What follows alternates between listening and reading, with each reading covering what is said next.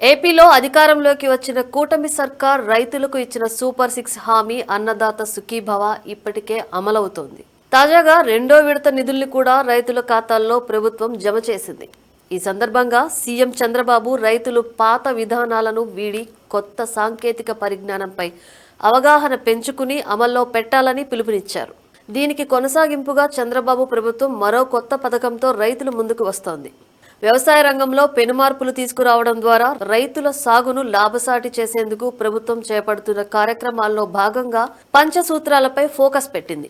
ఈ క్రమంలో ఈ నెల 24 నుంచి రైతన్న మీకోసం పేరుతో పలు కార్యక్రమాలు చేపట్టాలని నిర్ణయం తీసుకుంది. 24వ తేదీ నుంచి 29 వరకు ప్రతి రైతు ఇంటికి ప్రజాప్రతినిధులు, అధికారులు వెళ్లనున్నారు. డిసెంబర్ 3వ తేదీన రైతు సేవా కేంద్రాల పరిధిలో వర్క్ షాపులు నిర్వహిస్తారు. ఈ కార్యక్రమంలో వ్యవసాయ అనుబంధ రంగాలు, మార్కెటింగ్ శాఖ అధికారులు పాల్గొంటారు. ఈ మేరకు రైతన్న మీకోసం కార్యక్రమంపై వ్యవసాయ అనుబంధ రంగాల అధికారులు, రైతు సేవా కేంద్రాల సిబ్బంది సహా 10,000 మందితో సీఎం చంద్రబాబు టెలికాన్ఫరెన్స్ నిర్వహించారు. అన్నదాత సంక్షేమం కోసం సాగు విధానంలో తీసుకురావాల్సిన మార్పులకు ఉద్దేశించిన పంచసూత్రాలపై రైతులకు అవగాహన కల్పించే అంశంపై టెలికాన్ఫరెన్స్ లో ఆయా శాఖలకు దిశానిర్దేశం చేశారు. ఈ మేరకు రాష్ట్రంలో క్షేత్రస్థాయిలో నిర్వహించాల్సిన కార్యక్రమాలకు సంబంధించిన షెడ్యూల్ ప్రకటించారు. రైతు సేవా కేంద్రాల్లో పనిచేసే సిబ్బంది ఈ కార్యక్రమంలో కీలక పాత్ర పోషించనున్నారు. రాష్ట్రంలో వ్యవసాయాన్ని లాభసాటిగా మార్చేందుకు అన్నదాతలకు మరింత మేలు చేకూర్చేలా పంచసూత్రాలను ప్రకటించామని సీఎం చంద్రబాబు తెలిపారు.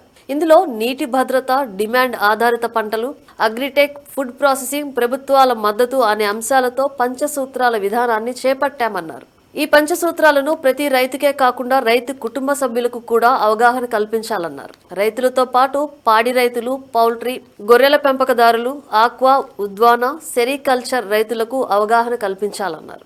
రైతులకు వ్యవసాయం గిట్టుబాటు అయ్యేలా ఆధునిక పద్ధతుల ద్వారా పంటలకు మరింత విలువ జోడించేలా ప్రభుత్వం తీసుకుంటున్న చర్యలను ఇంటింటికి వెళ్లి వివరించాలని సీఎం కోరారు. శాస్త్రీయ వ్యవసాయంతోనే రైతుకు గిట్టుబాటు అవుతుందని, ప్రకృతి సేద్యాన్ని మరింతగా ప్రోత్సహిస్తున్నామని ఆయన తెలిపారు.